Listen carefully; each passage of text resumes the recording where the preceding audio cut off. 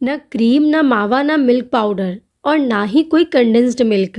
घर में रखे सिंपल से सामान के साथ आज मैं आप सभी के साथ शेयर करने जा रही हूँ ऐसी कुल्फ़ी की रेसिपी, जिसे कि अगर आपने एक बार बना लिया तो इस कुल्फ़ी को आप बार-बार बनाना पसंद करेंगे। खाने में ये इतनी ज़्यादा टेस्टी है कि इसके सामने आपको बाज़ार की कुल्फ़ी भी फीकी लगने लगेगी। बच्चे, बड़े सभी माँग-माँग कर खाएँगे, ये इतनी ज़्यादा टेस्टी लगती है। तो चलिए बिना देरी किए इसे हम बनाना शुरू करते हैं। तो एकदम ठंडी ठंडी क्रीमी पिस्ता बादाम कुल्फ़ी बनाने के लिए सबसे पहले हम दूध को गर्म होने के लिए रखेंगे। तो इसके लिए एक भारी तले की कढ़ाई में मैंने यहाँ पे पूरा 1 लीटर दूध लिया है। घर में आपके जो भी दूध आता हो उस दूध से इस कुल्फ़ी को हम बना सकते हैं। बस ये ध्यान रखिएगा कि टोंड मिल्क का इस्तेमाल नहीं करेंगे। जितना दूध में फ़ैट कंटेंट ज़्यादा होगा कुल्फ़ी उतनी ही ज़्यादा अच्छी बनेगी। अब गैस को ऑन करेंगे और फ्लेम को हाई पे रखेंगे और जब तक कि दूध में उबाल नहीं आ जाता हर आधे आधे मिनट में इसे हम लगातार चलाते रहेंगे ताकि दूध तले से लगे नहीं। ये देखिए दूध में उबाल आना स्टार्ट हो चुका है। तो अब कुल्फ़ी के स्वाद को और ज़्यादा बढ़ाने के लिए एक बढ़िया सा फ्लेवर के लिए मैंने इसमें थोड़े से केसर के धागे डाले हैं। अगर घर में है केसर तो ज़रूर डालिएगा और अगर नहीं है तो बिना केसर के भी आप इस कुल्फ़ी को बना सकते हैं। आज जिस तरीके से हम पिस्ता कुल्फ़ी बनाने वाले हैं इसके लिए दूध को हमें घंटों पकाने की ज़रूरत बिल्कुल भी नहीं है। लो फ्लेम पर इसे हम सिर्फ 5 से 7 मिनट के लिए पकाएंगे ताकि दूध अच्छे से पककर ये थोड़ा और ज़्यादा गाढ़ा हो जाए। और जब तक इधर ये दूध पकेगा तब तक हम आगे की तैयारी करेंगे। तो कुल्फ़ी को और ज़्यादा रिच और क्रीमी बनाने के लिए मैंने यहाँ पे 4 बड़ा चम्मच पिस्ता को पूरी रात के लिए पानी में भिगो कर रखा था ताकि ये अच्छे से फूलकर सॉफ्ट हो जाए। देखिए फूलने के बाद इसका जो छिलका है ना वो बहुत ही आसानी से निकल जाता है। तो एक एक करके सभी पिस्ता को हम छील लेंगे। पिस्ता के साथ ही मैंने यहाँ पे 30 से 35 बादाम लिए हैं। बादाम को भी पूरी रात के लिए पानी में भिगो कर रखा था। फूलने के बाद देखिए इसका छिलका भी बहुत ही आसानी से निकल आया। सेम तरीके से ही एक एक करके सभी छिलके को हम हटा लेंगे। अब कुल्फ़ी में एकदम मावे वाला टेस्ट है, इसके लिए मैंने यहाँ पे 30 से 35 काजू लिए हैं। काजू को भी पूरी रात के लिए पानी में भिगोकर रखा था ताकि ये अच्छे से फूलकर सॉफ्ट हो जाए।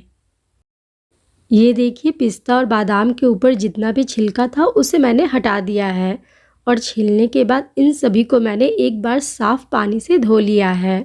अब पीसने के लिए इसे एक मिक्सी के जार में डालेंगे। अब इसमें ज़रूरत के अनुसार लगभग आधा कप दूध डालकर जार का ढक्कन बंद करके सभी को हम बारीक स्मूथ होने तक पीस लेंगे। ये देखिए बादाम, काजू और पिस्ता का पेस्ट पूरी तरह से तैयार है।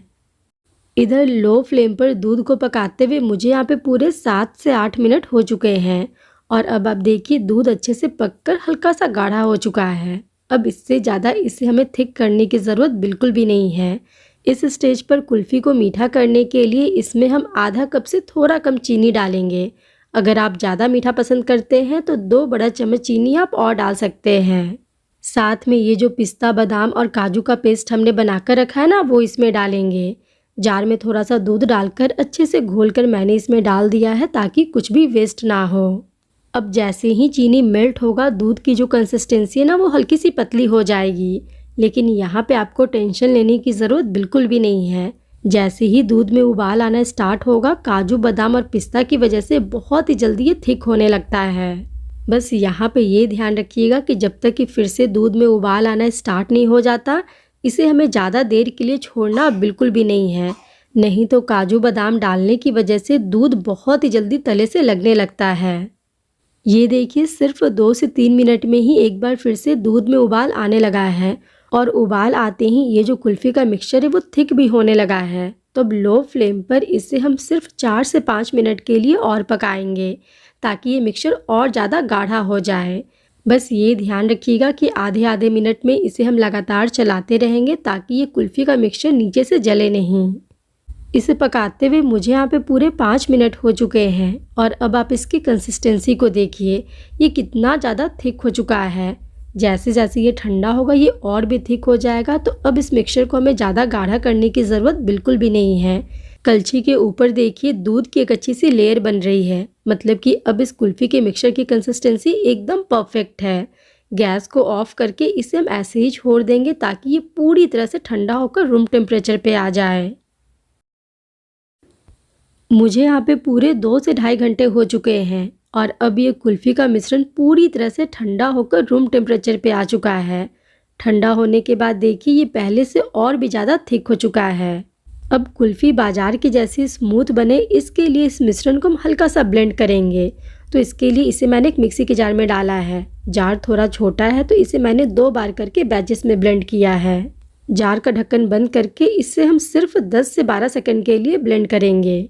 ब्लेंड करने के बाद अब आप इसके टेक्सचर को देखिए, पूरी तरह से चेंज होकर एकदम बढ़िया से स्मूथ हो चुका है और इसकी जो कंसिस्टेंसी है वो भी पहले से हल्की पतली हो गई है।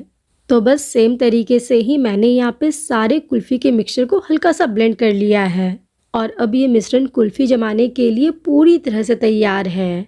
कुल्फ़ी को जमाने के लिए मैंने यहाँ पे कुल्फ़ी मोल्ड का इस्तेमाल किया है। अगर आपके पास ऐसी कुल्फ़ी मोल्ड नहीं है तो आप इसे बहुत ही आसानी से पेपर कप में या फिर चाहे तो स्टील की ग्लास या फिर चाहे तो कांच के ग्लास में भी कुल्फ़ी जमा सकते हैं। बहुत ही आराम से किसी भी चीज़ में ये कुल्फ़ी सेट हो जाती है।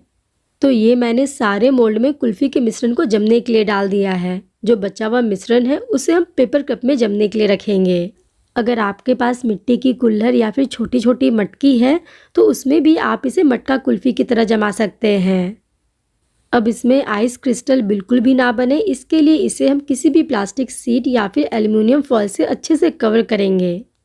सेम तरीके से ही ये जो कुल्फ़ी मोल्ड है इसे भी मैंने एल्युमिनियम फॉयल से अच्छे से कवर किया है। सिक्योर करने के लिए इसके ऊपर एक रबर बैंड लगा देंगे। अब चाकू की मदद से इसके सेंटर में हल्का सा कट लगाएंगे ताकि इसके अंदर हम आइसक्रीम स्टिक को सेट कर सकें। देखिए सावधानी के साथ मैंने यहाँ पे आइसक्रीम स्टिक को सेट होने के लिए डाल दिया है ताकि कुल्फ़ी के साथ ही अच्छे से सेट हो जाए। अब कुल्फ़ी को जमने के लिए इसे हम 8 से 10 घंटे के लिए फ्रीजर में रखेंगे। वैसे आप चाहे तो पूरी रात के लिए भी रख सकते हैं, लेकिन 8 से 10 घंटे में कुल्फ़ी अच्छे से सेट हो जाएगी। मैंने इसे पूरी रात के लिए फ्रीजर में रखा था और अब आप देखिए कुल्फ़ी एकदम बढ़िया से जमकर सेट हो चुका है। कुल्फ़ी आसानी से बाहर निकल आए इसके लिए इसे हम सिर्फ 10 से 12 सेकंड के लिए पानी में रखेंगे। ध्यान रखिएगा कि पानी गर्म नहीं होना चाहिए। रूम टेम्परेचर का पानी जो टैप में आ रहा है बस वही पानी लेना है। और अब पानी में से निकालकर इसे हम दोनों हथेली के बीच में 4 से 5 सेकंड के लिए ऐसे रब करेंगे। हथेली की गर्माहट से देखिए कितनी आसानी से कुल्फ़ी बाहर निकल आई। और अब ये ठंडा ठंडा पिस्ता बादाम कुल्फ़ी पूरी तरह से सर्व करने के लिए रेडी हो चुका है। सर्व करने से पहले इसके ऊपर मैंने बारीक कटे हुए पिस्ता से गार्निशिंग की है। वैसे ये पूरी तरह से ऑप्शनल है। और अब आप कुल्फ़ी के टेक्सचर को देखिए, चम्मच लगाने भर से ही टूट गया। इसके अंदर आइस क्रिस्टल बिल्कुल भी नहीं बने हैं। ये कुल्फ़ी एकदम स्मूथ, क्रीमी और सॉफ्ट बना है। खाने में ये बादाम कुल्फ़ी इतनी ज़्यादा टेस्टी है कि बाज़ार से कुल्फ़ी लाना तो आप पूरी तरह से भूल ही जाएंगे। पूरी गर्मी आप इसे घर पे ही बनाएंगे, ये इतनी ज़्यादा टेस्टी लगती है। इसके टेक्सचर को ही देखकर आप समझ सकते हैं ये कुल्फ़ी कितनी परफेक्ट बनी है। ये जो हमने पेपर कप में कुल्फ़ी को सेट होने के लिए रखा था, देखिए ये भी बहुत ही अच्छे से जम चुका है। जैसे कि हम बचपन में ठेले वाले से मटका कुल्फ़ी खाते थे ना, वैसे ही इस कुल्फ़ी को हम सर्व करेंगे। तो ऐसे स्क्वेयर्स या फिर आइसक्रीम स्टिक डालकर इस तरीके से घुमाते हुए कुल्फ़ी को हम बाहर निकाल लेंगे। बहुत ही आसानी से निकल जाता है। और बस चाकू की मदद से इसे ऐसे हम 4 भागों में कट करेंगे।